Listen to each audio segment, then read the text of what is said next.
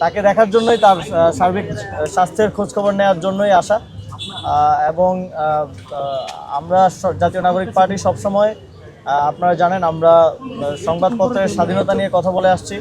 সাংবাদিকদের যে বিভিন্ন ধরনের সমস্যা রয়েছে, ওয়েজ বোর্ড থেকে শুরু করে বেতন কাঠামো থেকে শুরু করে, সেগুলো নিয়ে আমরা কথা বলে আসছি, কাজ করে আসছি। এবং সাংবাদিকদের সকল ধরনের আমরা ওয়েলফেয়ার নিশ্চিত করার জন্য হাউসগুলোর সাথে কথা বলেছি, এবং একই সাথে আমাদের জায়গা থেকেও যতটুকু পারা যায় আমাদের সহযোগিতা, সমর্থন এবং সহমর্মিতা দিয়েও পাশে থাকার চেষ্টা করছি। তারই অংশ হিসেবে আমাদের একজন আহত সাংবাদিক ভাই, আপনাদের সহকর্মী মোহাম্মদ ইমরান হোসেনকে দেখার জন্য, তার শারীরিক অবস্থার খোঁজখবর নেওয়ার জন্য হাসপাতালে আসা। তিনি মোটামুটি সুস্থ আছেন, তবে একটা দীর্ঘ সময় লাগবে তার পুরোপুরি সুস্থ হয়ে উঠতে।